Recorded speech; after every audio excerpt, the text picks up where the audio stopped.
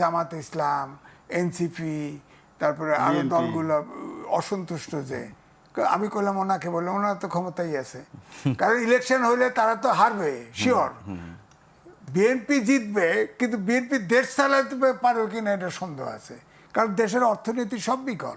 প্রবাসী আয় রিমিটেন্স বলে না বেশি বেশি আসে, প্রবাসী আয় মাত্র 5% ফর্মাল চ্যানেলে আসে, আর সব টাকা বাইরে দিয়ে আসে, কোনো লাভ হচ্ছে না।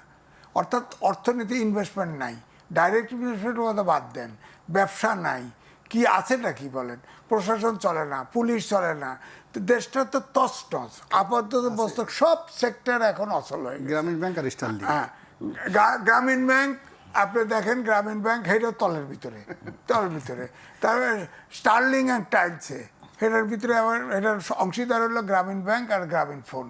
দেশের কি উপকার। তারপরে গ্রামীণ স্টারলিংকের যে রেট, যারা চালাবে ওরা তো বিদেশে চলে গেছে টাকা দিয়ে, এই স্টারলিং চলবে কেমনে। গ্রামীণ ব্যাংকে ডক্টর মোহাম্মদ ইউনিস এটার বদৌলতে আপনার নোবেল প্রাইজ পাইছে। গ্রামীণ ব্যাংকের রেটিং কোথায়? একদম তলানিতে, একদম তলানিতে ব্যাংক। এটা চলে না, উনি চালাতে পারেন না, ব্যাংক চালাতে পারেন না।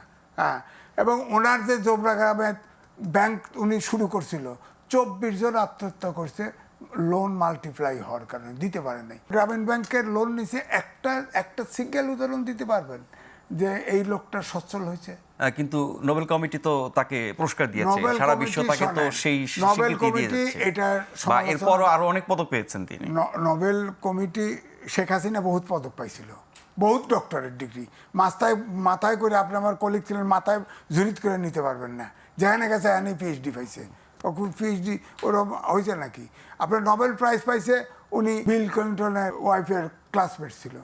এখন তো অনেকেই তো দেখা যায়, এখন তো নোবেল প্রাইজ হয় নানান ইস্যুতে, আপনার তাকে ব্যবহার করার জন্য দেওয়া হয়, এ তো আমেরিকান কন্ট্রোলে। ডক্টর ইউনূস সাহেব তো আমেরিকান সিটিজেন, দিয়ে দিছে, দেশের লোক দিয়ে দিছে, সমস্যা কি? মানুষ ফেরেশতা না, দোষ ত্রুটি আছে, কিন্তু উনি যে চালাকি করে, চতুরতা করে, এই গরিব দেশে খেলাধুলা করে, এই ধরেন বলেন তো দেখি, একমাত্র আওয়ামী লীগ ছাড়া ওনার সমর্থক তো সবাই ছিল। উনি নিজে হাতে, এক সময় আওয়ামী লীগও সমর্থক ছিল, বিরোধটা তো পরে হয়েছে। না আমি বলতে যখন ভাগায় দিছে আওয়ামী লীগকে, সবাই তো একসাথে ছিল, উনি নিজে কিন্তু দুই ভাগ করে ফেলছে এখন।